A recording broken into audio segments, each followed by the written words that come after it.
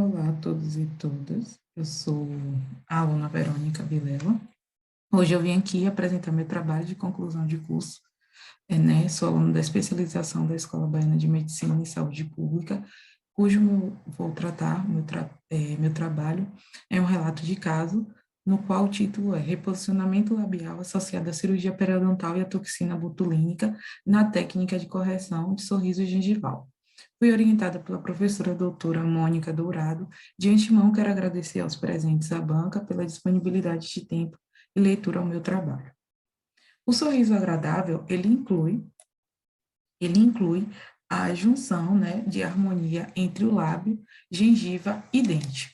Com isso, quando ocorre uma desarmonização, dessas medidas de lábio, gengiva e dente, a gente pode considerar que existe uma alteração referente ao sorriso, né? Com isso, uma faixa de até 3 milímetros de gengiva exposta sobre os incisivos centrais no sorriso espontâneo, ela é considerada aceitável.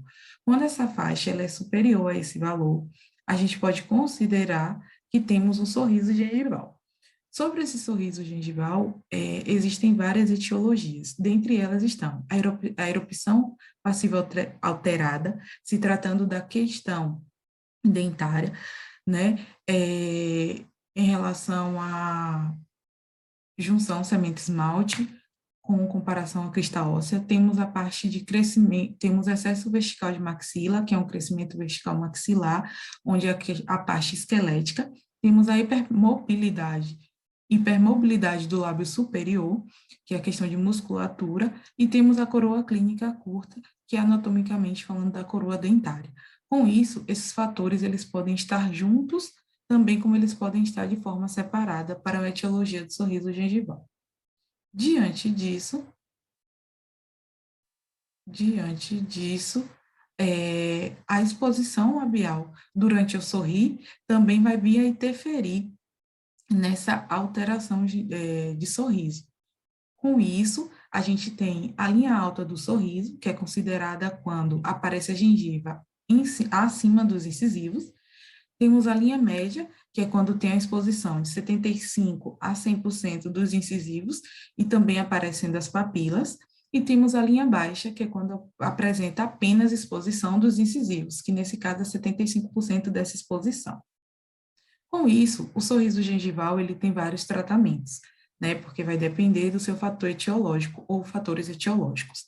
Diante disso, a gente tem um aumento de coroa clínica como uma forma de tratamento para a questão dentária, para os casos de erupção passiva alterada e coroas curtas. Temos a cirurgia ortognática para os casos relacionados à questão e a questão de cirurgia de reposicionamento labial, assim como a toxina botulínica, ela também são indicadas dentre os casos de hipermobilidade labial.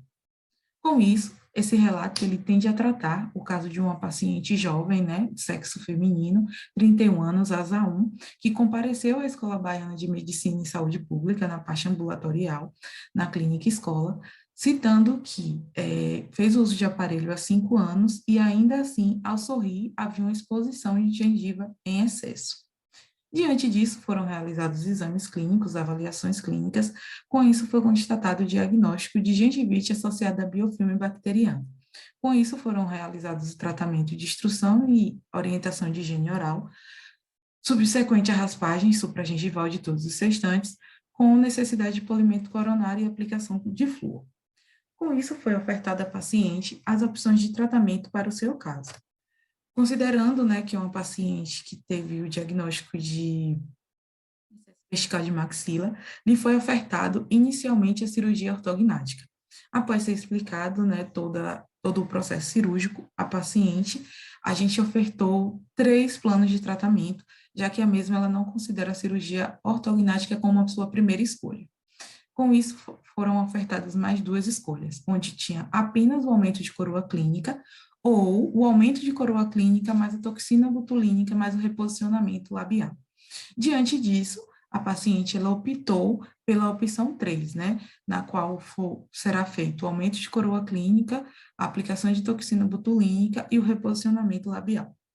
Com isso, foram realizadas mensurações para o planejamento cirúrgico, porque inicialmente foi feito o aumento de coroa clínica. Diante das mensurações, foi visto que, quando essa paciente ela estava com o lábio entreaberto, havia uma exposição de 3 milímetros dos incisivos, né? O comprimento labial superior ao sorrir, ele estava apresentando 20 milímetros, e no seu sorriso espontâneo, ela apresentava 10 milímetros de gengiva exposta. Foram realizadas mensurações de coroa clínica para o melhor planejamento, e com isso foi notado que seria possível um ganho em proporção dos incisivos de 90% a 79%. Foi realizado o preparo da paciente pré-cirúrgico, né, onde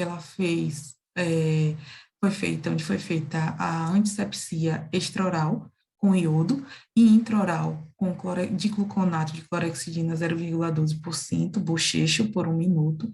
Posteriormente, foi-se aplicada as técnicas anestésicas e, diante disso, foi usada a sonda Carolina do Norte para mensuração em relação à altura dessa nova coroa dentária. Com isso, notou-se a presença da erupção passiva alterada, pois, no momento da sondagem até fundo de sulco,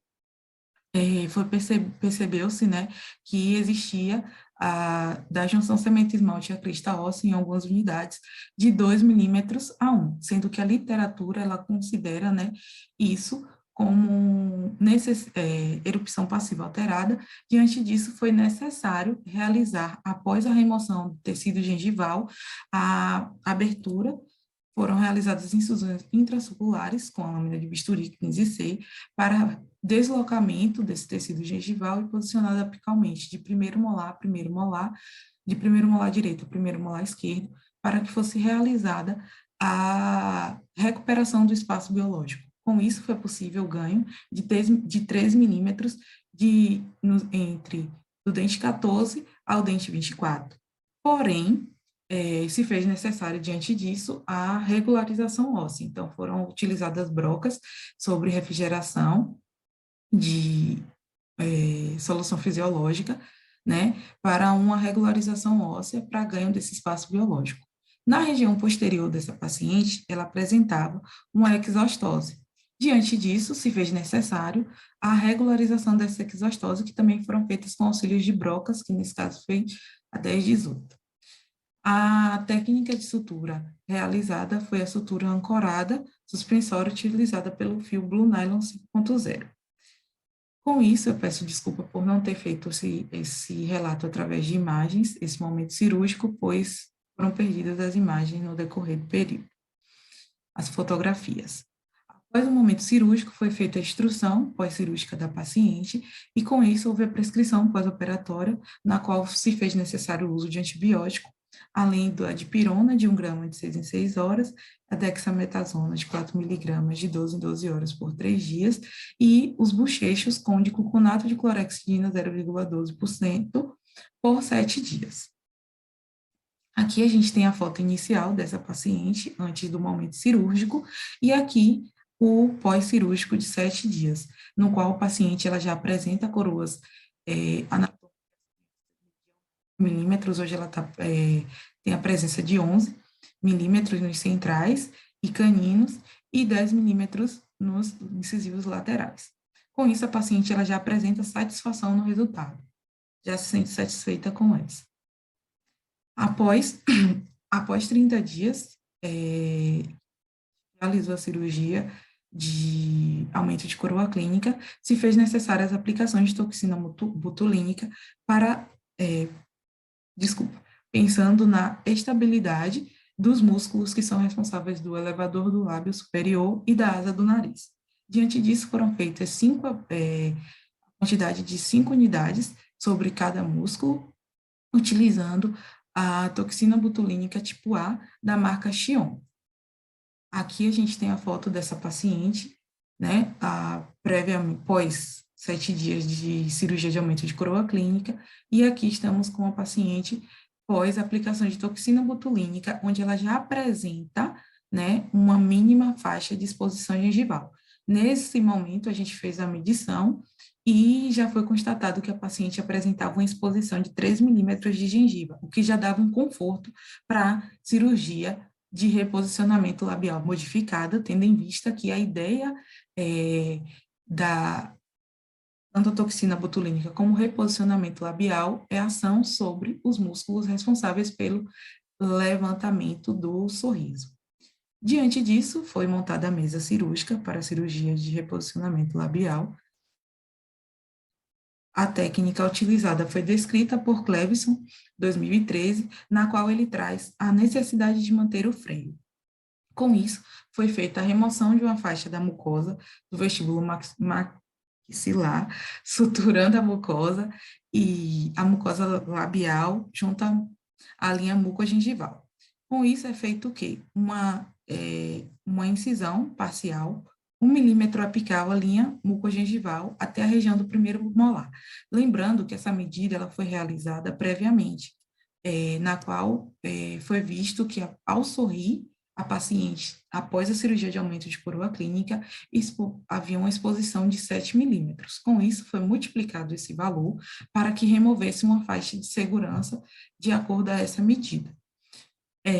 Então, são feitas 2 incisões verticais nas extremidades de 10 a 12 milímetros apicalmente. São realizadas dissecções desse tecido e, posteriormente, a remoção das glândulas salivares menores, evitando formação de queloide e alterações nesse tecido, né? Com isso, esse processo é repetido do lado oposto. Diante disso, a gente vê aqui na imagem a técnica cirúrgica e, no lado oposto, o pós-cirúrgico imediato após a remoção das faixas de tecido.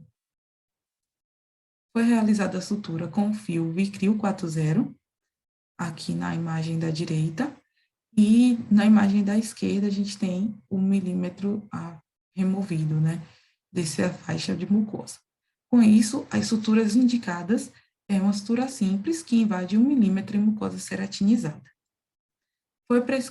Foram feitas orientações pós-cirúrgicas, e para esse processo de cirurgia de reposicionamento labial modificado, foi prescrito apenas a questão do analgésico, junto ao diclofenaco de clorexidina 0,12%, de 12 em 12 horas por 7 dias, e orientada a paciente sobre a questão de evitar estar fazendo movimentos no lábio e expressões faciais para um melhor prognóstico cirúrgico.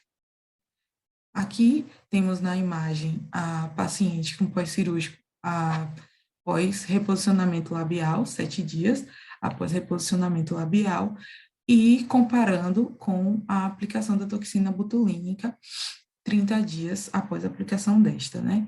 Com isso, pode-se avaliar, durante o momento da remoção da sutura, o relato da paciente, na qual ela se sente incomodada pela sua linha do sorriso baixa.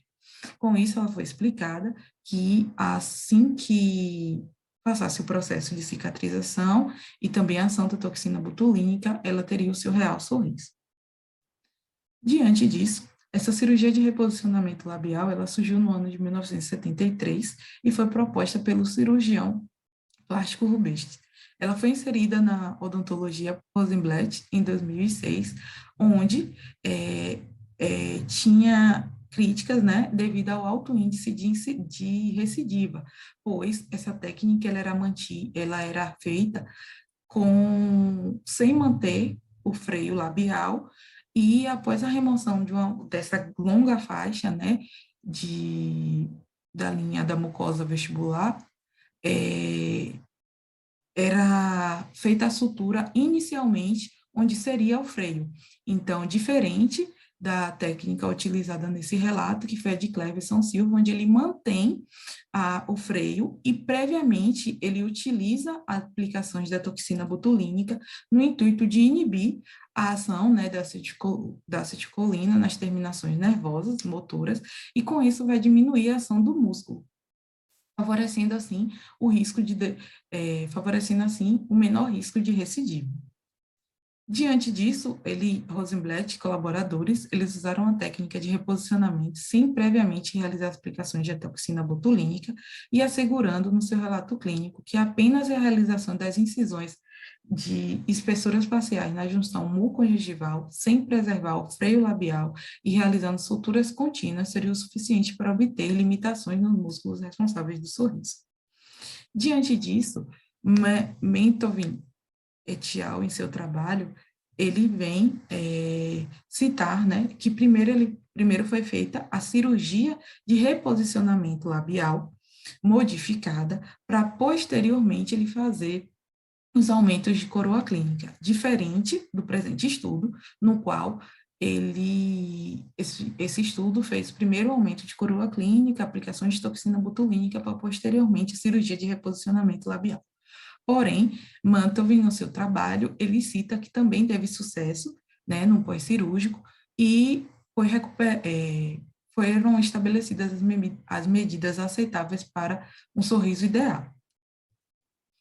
Com isso, a gente traz eu trago nesse trabalho também uma revisão sistemática, onde ele comprova, de acordo aos seus estudos, que a faixa que após cirurgia de reposicionamento labial é considerado, né, que os estudos obtiveram sucesso, com isso apresentando uma exposição de 3,4 milímetros de gengiva no sorriso espontâneo. Então, diante disso, o presente estudo, ele teve sucesso, né, na técnica, nesse pós-cirúrgico de 3 meses, já que a paciente, após 3 meses, está apresentando uma exposição de 3 milímetros gengival e está se sentindo satisfeita com todo o tratamento realizado. Porém, esse estudo, ele fala, né, da necessidade de critérios de avaliação, principalmente no processo pós-cirúrgico, o que limitou essa revisão sistemática em caracterizar os casos. A gente pode concluir que para o sucesso de uma técnica e satisfação na correção do sorriso gengival, é necessário um diagnóstico correto para saber quais, né, o que e quais causas levaram a essa alteração, e com isso podemos concluir que, quando associado à pluralidade das especialidades odontológicas, é possível obter sucesso na correção do sorriso gengival, principalmente para aqueles pacientes que buscam menor morbidade cirúrgica e resultados harmônicos faciais, próximo ao padrão de normalidade esperado. Diante disso, né, aqui está o pós-cirúrgico da nossa paciente de 3 meses, após 3 meses de cirurgia de reposicionamento labial, no qual a mesma teria uma indicação para cirurgia ortognática, que é por se tratar de uma questão esquelética, mas se sente satisfeita com todo o tratamento concluído. Diante disso, eu quero agradecer aos presentes nesse trabalho, principalmente, né, a Deus, a minha família, e aos colegas e amigos e professores que, durante essa caminhada, a gente teve parceiros mesmo, né, foi uma situação bem difícil que a gente passou, mas acreditando, né, e estamos aqui e vencemos. Com isso, eu finalizo com a frase: sonhos determinam o que você quer, ação determina o que você conquista. De antemão, eu agradeço a todos